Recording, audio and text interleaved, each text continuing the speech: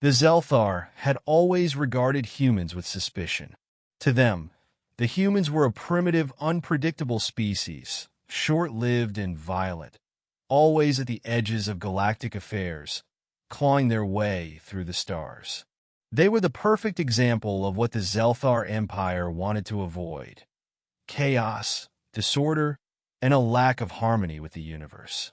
Lyra, a young Zelthar envoy, had spent her life hearing these beliefs.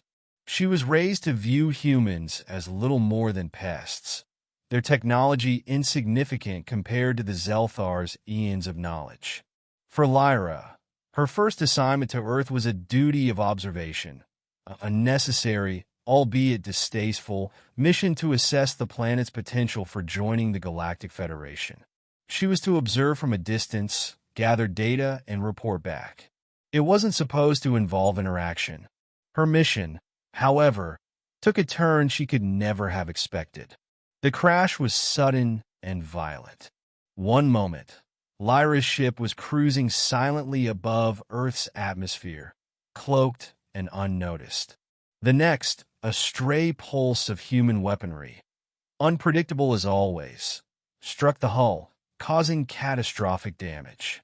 The ship spiraled out of control, flames licking the sides as it crashed into a dense forest on the outskirts of New Haven City. Lyra awoke to the sound of her ship's emergency alarms. Her head throbbed, and her vision was blurry. Panic rose in her chest as she struggled to free herself from the wreckage, her heart racing. The pain in her side was overwhelming, but she focused, pulling herself out of the ship's twisted remains. She had no time to think about the cause of the crash or the humans who had likely sent that ill-timed pulse. Her mission was simple: get to safety, contact the Federation, and survive. But as she staggered through the forest, her body trembling from the pain, something unexpected happened. A human appeared before her. Eli Turner had lived most of his life in a quiet rural town, far from the politics of the galactic stage. A mechanic by trade, he was the kind of person who liked to keep his head down and do honest work. That was until one evening, while working late in his shop, a flash of light streaked across the sky, a streak that wasn't a meteor. He didn't have time to think. By the time he realized the crash was coming down in his area, it was already too late. His only thought was to help, as he always did. Eli raced to the crash site, a sense of urgency driving him. He had no idea what he was going to find, but instinct told him someone, or something, needed help. As he reached the wreckage, he saw her, a figure, bent and injured, stumbling out of the wreckage. At first, he thought it was a human survivor, but as he got closer, he realized the truth. Her skin was a shade of pale lavender, with an almost metallic sheen, and her eyes glowed faintly in the dim light of the burning wreckage. She was no human, but she was hurt, and she needed help. "Stay back." Lyra's voice was raspy, but it held a warning edge. She took a step back, her glowing eyes wide with fear as she looked at the human who had approached her. Her mind raced, calculating her options. She had been taught to fear humans, to distrust them. The stories of their violence, their unpredictability, flashed through her mind. But the human didn't draw a weapon. He didn't seem hostile. In fact, he looked concerned. "I'm not going to hurt you," Eli said, his voice calm and steady, though his heart raced. "You're hurt. I can help you." Lyra narrowed her eyes. "I don't need help from a human," she spat, her voice thick with distrust. "I can survive on my own. I can see that you're in pain. You're bleeding, and I'm pretty sure you need medical attention," Eli replied, not taking his eyes off her. "I'm a mechanic, but I've seen enough injuries to know when someone needs help." Lyra's pulse quickened. She was alone, stranded, and injured. If she didn't accept help, she might die in this strange and hostile world.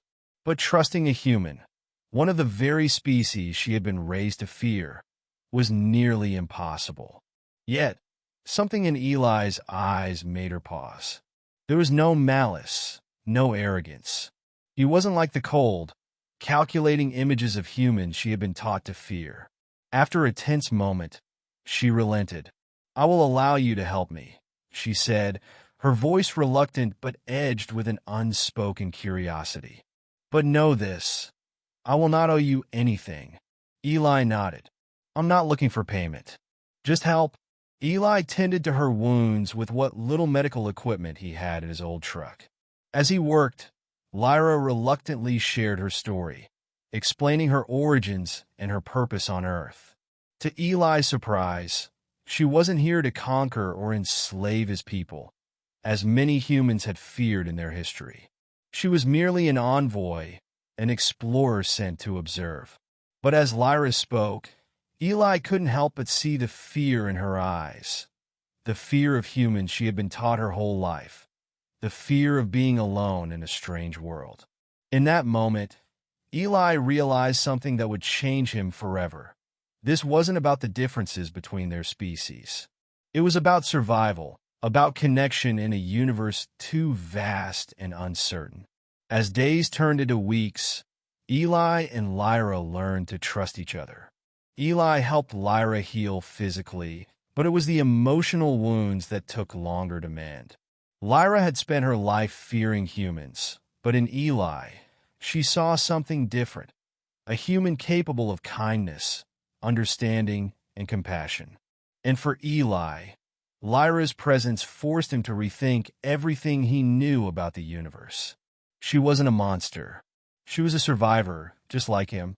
When the day came for Lyra to contact her people, she hesitated.